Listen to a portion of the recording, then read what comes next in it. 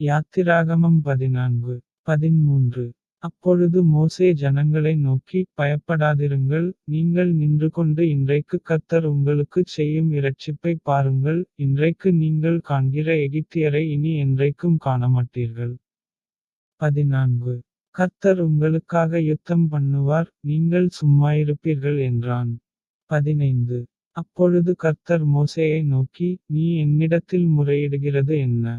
புறப்பட்டுப் போங்கள் என்று இஸ்ரவேல் புத்திரருக்குச் சொல்லு. 16. நீ உன் கோலை ஓங்கி, உன் கையைச் சமுத்திரத்தின்மேல் நீட்டி, சமுத்திரத்தைப் பிளந்துவிடு, அப்பொழுது இஸ்ரவேல் புத்திரர் சமுத்திரத்தின் நடுவாக வெட்டாந்தரையிலே நடந்து போவார்கள். 17. எகிப்தியர் உங்களைப் பின்தொடர்ந்து வரும்படி நான் அவர்கள் இருதயத்தைக் கடினப்படுத்தி, பார்வோனாலும் அவன் இரதங்கள் குதிரைவீரர் முதலாகிய அவனுடைய எல்லா இராணுவத்தாலும் மகிமைப்படுவேன்.